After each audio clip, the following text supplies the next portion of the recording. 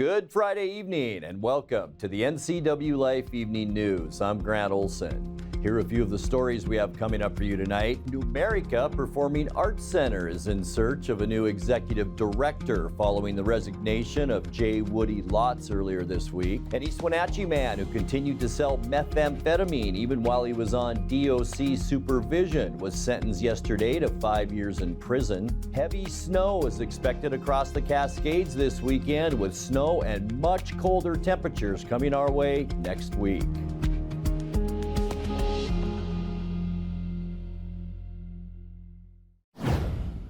A two-vehicle collision on the George Sellar Bridge injured 3 people and briefly tangled traffic this morning between Wenatchee and East Wenatchee. The crash, which happened just before 8 a.m., involved 2 pickups and forced police to keep one westbound lane closed until the vehicles could be towed. Wenatchee Police Captain Brian Chance says one eastbound vehicle hit an icy patch on the bridge, lost control, and collided with a second vehicle. Both drivers and one passenger were taken to Confluence Health Hospital for unknown injuries. The accident initially blocked all lanes and caused backups on the East Wenatchee roundabout, but was fully cleared about 8:45 this morning. A shop building was destroyed early this morning in a fire near Orondo. Fire Chief Jim Odie says there were no injuries in the fire, which was reported about 3:30 a.m., but smoke and the threat from overhead power lines led responders to close Highway 2 near milepost 136 for nearly an hour. The structure along the roadside was fully engulfed when fire crews arrived, and firefighters saved 2 RVs that were parked nearby. Odie says there are no hydrants in the area. About 17,000 gallons of water had to be hauled to the scene to put the fire out. The cause is under investigation. The Numerica Performing Arts Center is in search of a new executive director. J. Woody Lotz, who steered the downtown performance space since 2021, announced this week that he's moving out of state to be closer to his family. Lotz was instrumental in reopening the PAC for concerts and theatrical shows after the COVID-19 pandemic. Steve Robinson, president of the PAC's board of directors, says a comprehensive search will soon be launched for his successor. On Tuesday, we told you about an East Wenatchee traffic stop that allegedly led to the discovery of 160 tablets of suspected fentanyl. Yesterday, the driver of that vehicle was charged in Douglas County Superior Court. 45-year-old Tina Mackey Brown of Quincy faces 2 counts of drug possession with intent to deliver. East Wenatchee police say when they pulled her vehicle over on December 29th for a broken brake light, she was carrying the fentanyl tablets plus just under 8 grams of methamphetamine. Mackey Brown is due to be arraigned on January 11th. A Manson woman must serve 6 months in jail for a DUI crash in which her passenger was injured. 26-year-old Rebecca Bullington was driving a black Ford Fusion when she struck a guardrail on Boyd Road last May. That caused a large laceration to her female's passenger's arm. Bullington had a blood alcohol level of 0.2%, well over the 0.08 legal limit for intoxication. She pleaded guilty Wednesday in Chelan County Superior Court to a charge of vehicular assault. When we come back, the annual Wenatchee Valley Empty Bowls event is returning to Pybus Public Market soon with some special guests. And Chelan County Sheriff Mike Morrison recently appeared on the Chelan County Connections podcast to discuss the challenges and accomplishments of his first 12 months. I'm Grant Olson, and you're watching the NCWLIFE Evening News. Now there are even more reasons to meet at the Pybus Market. Outdoor dining and tastings, the fabulous farmers market, Saturday artisans on the concourse, and your favorites all week long. No matter the reason, it's always time to meet at the Pybus Market. Pybus Market, where community meets. Shoot, I think I left my keys in the kitchen. Can you grab them? Yep. Find them? What's this? It's a locking bag. It keeps Grandma's medication safe. But I could just take it. Well, for one thing, it locks. And if it were gone, I know there's a problem. Huh. Well played. Help prevent opioid misuse before it starts. Visit getthefactsrx.com. A new YMCA program aims to teach every child in the lower Wenatchee Valley how to swim. In a partnership with both the Wenatchee and Eastmont school districts, Every Kid Swims is designed to ensure that Wenatchee kids are water safe by 5th grade. In a press release, the district's Site Center of Disease Control and Prevention data that says drowning is the lead cause of death for children ages 1 to 4 and the second leading cause of unintentional injury death for children ages 5 to 14. The program will not begin until the YMCA takes over the Chelan County PUD's former 5th Street facility, which is set to begin construction this spring.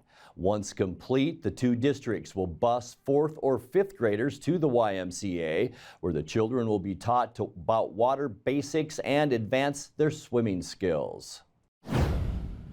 The annual Wenatchee Valley Empty Bowls event is returning to Pybus Public Market soon with some special guests. The event is organized to raise funds for the Chelan Douglas Community Action Council's Food Distribution Center. That's a local organization that provides food to underserved communities in the Wenatchee Valley. Attendees can gather to paint bowls for a $15 donation per bowl or a $55 donation for 4 bowls. The top 10 Apple Blossom candidates, who will be announced Tuesday night, will be in attendance. The event takes place January 20th from noon to 4 p.m.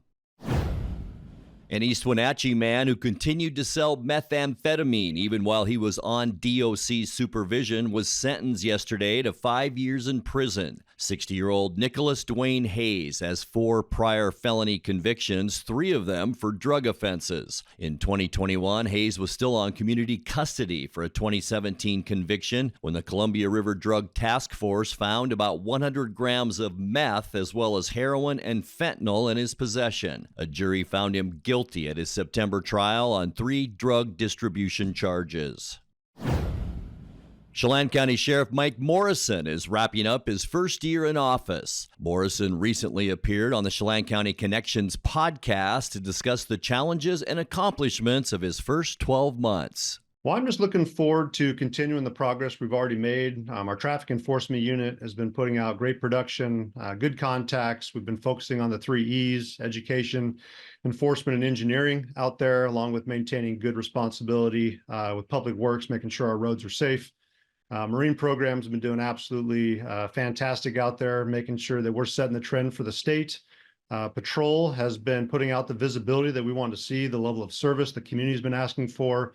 And our detectives have also been rocking it, along with our behavioral health units. So I can't say there's any department within our agency right now that has not been hitting the marks that we wanted to see for the first year. And we're going to keep pushing to raise that bar and provide better service moving into 2024. Sheriff, a couple of things that may have surprised you in your first year as the sheriff of Chelan County.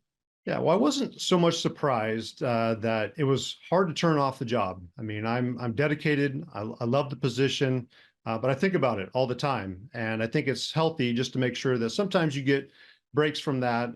The only other thing that surprised me outside of that was the speed of government. There's some things that you want to see get done at a quicker pace. I can understand some of the frustrations that our general community has with our federal government, with how things move, but getting a better understanding of that and making sure that open conversations are taking place and that we're keeping our focus in the right place and try to speed up the process where we can. Now, you already had 1 Forest Service deputy, if I'm not mistaken, but now a second one's been added? Correct. I felt it was important that one of our most challenging aspects here of the sheriff's office is dealing with search and rescues and calls out in the Forest Service area.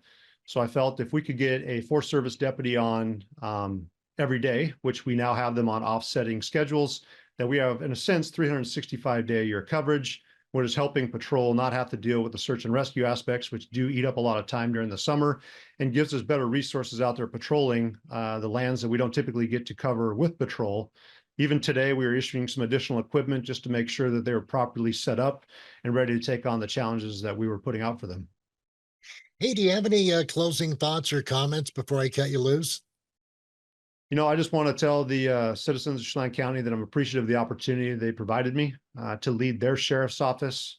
I have issued out my campaign card to each one of my administration just to let them know how important it was that we fulfilled our promises. And I told them that I was going to do the things I was going to do. We've made every effort to fulfill those, and told my administration that if we're not able to achieve it, we're going to have at least an explanation why that did not happen, what we did to try to make it happen. So I'm not taking this responsibility lightly. Appreciative of the opportunity, and I recognize this is not my sheriff's office. This is the citizens of Chelan County Sheriff's Office. I'll do my best to represent them moving forward. Coming up next, the all-volunteer Chelan County Mountain Rescue was called out for 31 backcountry emergencies in 2023. That's the most of any time in the last 3 years. We'll tell you why in tonight's feature story. Heavy snow is expected in the Cascades this weekend, with snow in our forecast early next week. I'll have all the details coming up in your complete local weather forecast. That and much more still to come tonight. Please stay with us. In Digital Media Arts program, we learn about video production gear and editing by the combination of class projects and nonprofit work and employment. It makes things happen. Yeah. It's pretty magical. We work in the industry at the Wenatchee Road, NCWLIFE channel, and the Town Toyota Center events. Every day we work with industry standard equipment for a hands-on learning experience. There's no place like home, because home is where we're totally comfortable. It's where we can be ourselves and let our guards down. It's where we make memories, and we're always imagining new ways to keep it totally comfortable. Carrier, total comfort, totally happy. Turn to the experts, Carrier and Alpine Air. Heat and air, call Alpine Air. The all-volunteer Chelan County Mountain Rescue was called out for 31 backcountry emergencies in 2023. That's the most of any time in the last 3 years. Their operations ranged from helping hikers with sprained ankles to climbers caught in fatal avalanches. Vernon Nelson Jr. is the current president of Chelan County Mountain Rescue. In tonight's feature story, he told NCWLIFE News the recent boom in outdoor recreation is leading to more and more calls for service. Yeah, man, so it's a numbers game, right? And if you look at like the data from the Forest Service on the use of the enchantments and the number of permits, and I don't know the exact numbers off the top of my head, but it's a lot more than it used to be, a decade ago. So regardless of how prepared people are, the more you put people into the mountains, the more accidents can happen, right? So it just becomes a numbers game, and there's just so many more people now recreating in the mountains of Chelan County and like doing different things that maybe we didn't see. Like this year we rescued a base jumper off of some cliffs up on 97 by Bob's Apple Barrel there. And that's a new thing. I'm like, what, people base jump off, in Chelan County? Like, okay, so that's one more thing we have to do. And so it's just a lot more people, a lot more use. And, really it seems like since COVID, everybody's like, let's get outside, let's be outdoors. We were, told to stay in our houses, and we're like, hey, let's go outside. And so just that numbers game of just so many more people. You just see us getting called more. We had 31 activations where the sheriff's office called us and said, hey, we either need you or might need you. Do those always turn into us deploying? No, sometimes, a helicopter or the people will figure it out on their own, or, a helicopter comes, rescues them. They need like more immediate than we can get to them.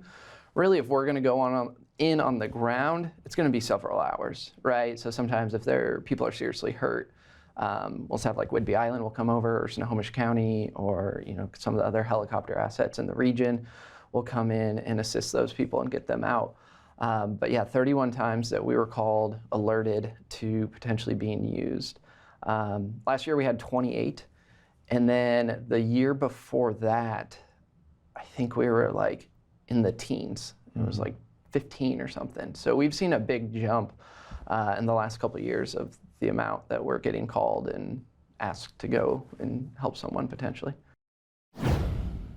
Time now for a check of your North Central Washington weather forecast. Hope your Friday was a good one, and heck, I hope your week was a good one. We had lots of low clouds, some rain showers earlier in the week. Today was fairly quiet. We actually saw some peaks at the sun, and then those clouds moved back in this afternoon. Beautiful shot, though, from our Cougar Ridge Sky-Fi Tower camera, and you can see the Otobashan Bridge across the Columbia River, and yeah, some snow-capped cascades, and they're going to be even more snow-capped as we make our way through next week. All right, let's talk about tonight, and if you are traveling west over the Cascades, it is going to be really tough. I'll tell you what, winter driving definitely around Stevens Pass, where we could see 12 to 18 inches of snow. This is Friday night through Sunday morning. So all of tomorrow is going to be a little bit tough traveling west over the Cascades. Some of that will spill over into central and eastern Washington. We might see about an inch of snow here in the Wenatchee area, a little bit more up in Winthrop, 1 to 2 inches, and that's about it. Moses Lake, you should be snow-free this weekend, but that will change as we get into next week and our 6 to 10 day forecast. Very cold temperatures are headed our way. We are below and much below normal for the 6 to 10 day temperature outlook here in the Wenatchee area. Also, our precip a little bit above what we should be seeing. So expect some snow. And as I mentioned, much colder temperatures as we get into about a week from today. And I'm going to show you how cold a little bit later on. 39, our unofficial high temperature today. It did tick up to 40 right after this, so we did make it to 40 today.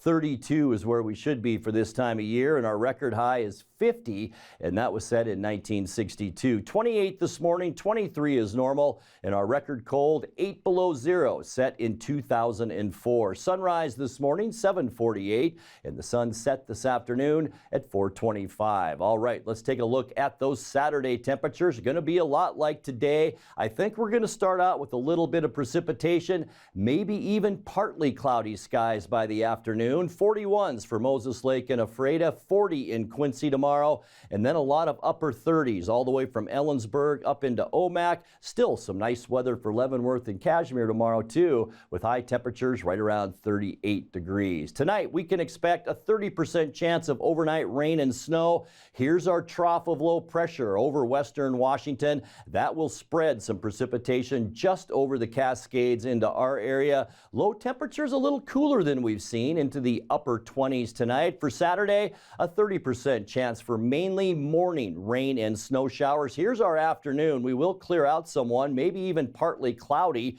High temperatures, as we mentioned, tomorrow near 40 degrees. Getting into Sunday, all kinds of sunshine, mostly sunny. High pressure sneaks in for at least a day. We could see a bit of a northwest breeze on Sunday. High temperatures still mild into those upper 30s. And then as we get into Monday, this is where things really begin to change. An area of low pressure begins to come down from Alaska. We will see an 80% chance for rain and snow on Monday. Going to cool down too. We're talking highs only in the mid 30s, so just slightly above normal. Tuesday, look out for some wind. This will be early in the day. We are going to see strong winds, and along with an 80% chance of snow, we could see some blowing snow in the afternoon on Tuesday. High temperatures then in the low 30s. Getting into Wednesday, we're going to be cloudy once again. Another area of storminess moves in. In fact, low pressure right over the Spokane area.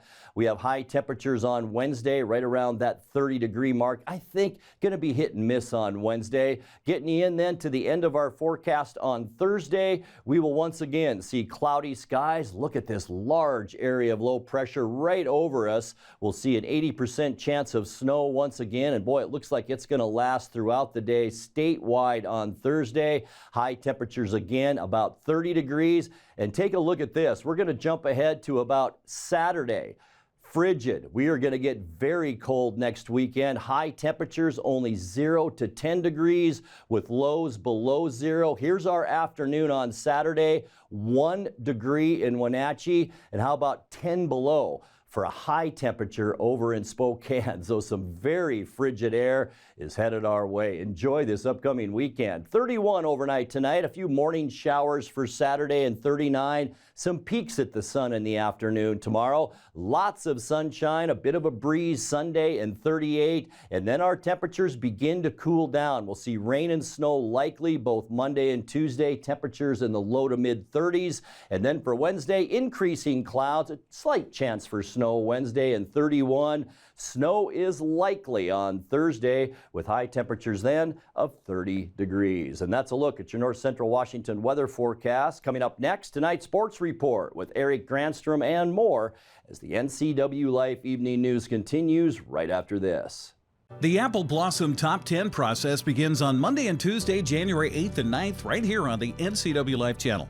Coverage brought to you by our Platinum supporter, Alpine Air Heating and Cooling, Gold supporter, Town Auto Group, and by Apple Valley Honda, Coldwell Banker Cascade, Harvest Valley Pest Control, Prestige Senior Living at Colonial Vista of East Wenatchee, Together for Youth, Wenatchee Valley Dispute Resolution Center, and Wenatchee Valley Technical Skills Center. Watch the Apple Blossom Top 10 here on the NCWLIFE channel.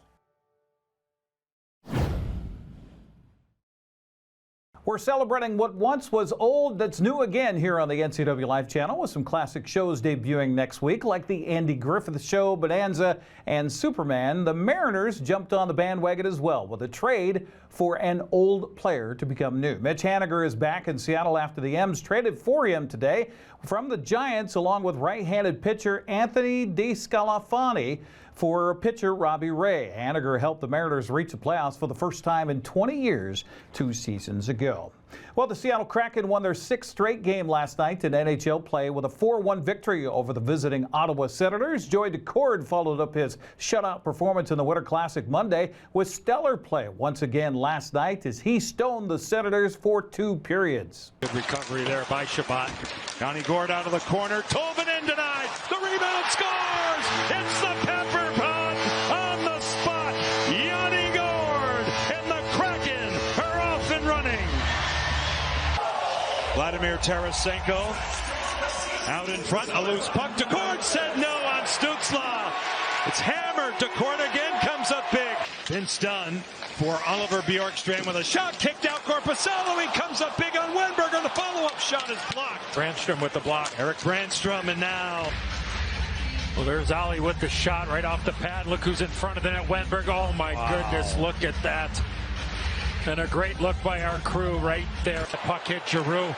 Chikrin had the chance. Now Sanderson fakes the shot. Tarasenko. Stützle. What a stop by Decord. Like to see Ebbs fire that puck there.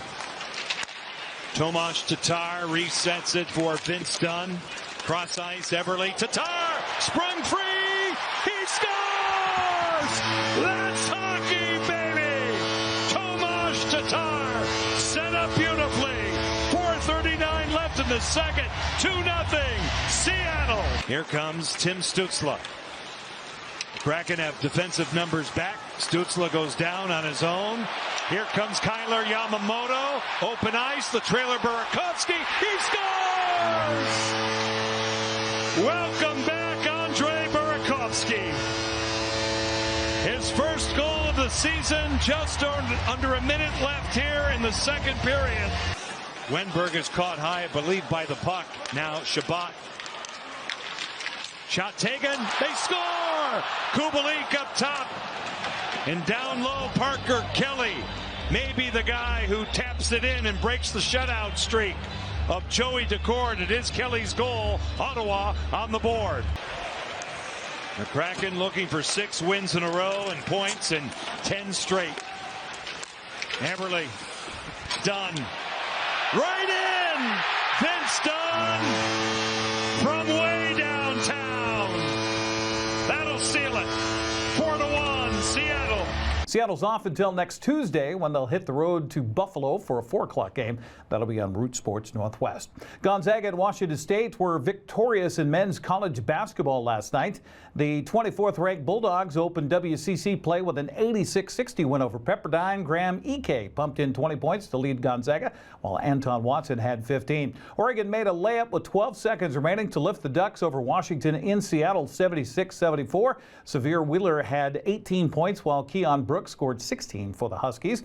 Washington State defended its home court with a 65-58 win over Oregon State. Oscar Clough came off the bench to lead WSU with 20 points, while Andrei Yakumovsky scored 15 for the Cougars. The 18th-ranked Gonzaga women were also victorious last night, downing Portland on the road 74-53. Brenna Maxwell led the way for the Bulldogs with 21 points, by Yvonne Ejim had 18. Cougars and Husky women are on the road in the Bay Area this weekend. Beginning tonight, WSU plays at 8th-ranked Stanford at 7 o'clock on the Pac-12 network. Washington visits Cal also at 7. Eastern Washington's women visits North Dakota Sunday at 11 a.m. Washington State plays at Cal at noon on Sunday on the Pac-12 network. Huskies visit the Cardinal at Stanford at 1 o'clock, also on the Pac-12 network. Coming up tomorrow in men's play, Washington hosts Oregon State at 3 o'clock on the Pac-12 network. Gonzaga remains at home in the Kettle to host San Diego at 6 on ESPN+. The Duck and Cougars will tip tomorrow night at 7 on ESPNU. Well, anticipation runs very high for Husky fans this weekend, leading up to Monday's national championship. Second-ranked Washington faces number 1-ranked Michigan for the college football championship. That'll be at 4:30 at NRG Stadium in Houston. Game will be broadcast on ESPN. Seahawks will need to win and get help to reach the playoffs on Sunday. Seattle, with an 8-8 record, can only reach the postseason with a win at Arizona and force the Chicago Bears to either beat or tie Green Bay. Kickoff for the Seahawks and Cardinals is at 1:25 on Fox. The Wenatchee Wild will try to get back on the winning track at home tomorrow night in the Wolves' Den. Wenatchee will host the Kelowna Rockets at the Town Toyota Center. Game gets going at 6 o'clock. For tickets, go to WenatcheeWildHockey.com, or you can listen for the call with Austin Drade at 560 KPQ. Checking the Les Schwab Prep Boys basketball scoreboard from last night, the Bears, Shockers, and Devils were all winners. Brewster beat Manson 72-40. Waterville Mansfield topped Eddie at 48-33. Wilson Creek downed Pateras 57-49. Things were not as close in two of the three girls' games. Brewster beat up Manson 68-7, while Waterville Mansfield walloped Eddie at 62-26. Moses Lake Christian edged Cascade Christian 38-31. Busy schedule today and tomorrow. Coming up for the girls, first Pateras playing at Valley Christian. Okanagan visits Liberty Spangle. Liberty Bell hosts Tonasket. The Eastmont girls resume Big 9 play at Sunnyside, while Wenatchee hosts Davis. Moses Lake visits Eisenhower. We'll have that Panther and Pirate game here. Grant Olson with a call on the NCWLIFE channel's Facebook page. Ephrata girls play at Ellensburg. Quincy hosts Omak, while Chelan visits Cascade. Here's what the first part of the boys' schedule looks like for tonight. Silk Lake hosts Riverside. Waterville Mansfield plays at Riverside Christian. Okanagan plays at Liberty. Spangle and Bridgeport is in Lake Roosevelt. Tonasket travels to Liberty Bell. For the larger schools tonight, Moses Lake plays at Ike at 7, while Eastmont visits Sunnyside. Wenatchee hosts Davis. We'll have that live. Grant with a call here on the NCWLIFE channel. Ephrata boys are in Ellensburg at 7 o'clock. Omak visits Quincy at 7:15, while Cascade hosts Chelan. All right, now here's for the girls' schedule for tomorrow. Manson hosts Soap Lake at 4. Antioch takes on Riverside Christian at 4:30. Liberty Bell plays at Quincy at 5. Omak hosts Tonasket at 5:45. Oroville visits Okanagan at 6. The Wenatchee girls play at Sela tomorrow afternoon at 3:30, while Ephrata hosts Othello. Eastmont's home against Eisenhower at 4:30, and Moses Lake visits West Valley. Saturday boys basketball schedule looks a lot like the girls, just a little bit different times. Sunnyside Christian plays at Moses Lake Christian at 3. Antioch hosts Riverside Christian at 6. Tonasket takes on Oroville, or make that Omak at 7:15. Okanagan hosts Oroville at 7:30. Ephrata boys will host Othello tomorrow night at 5. Eastmont welcomes Eisenhower at 6, while Moses Lake plays at West Valley. Whew. Did you get all that? If you didn't, go to our website, NCWLIFE.com. That's a look at sports. Have a happy Friday.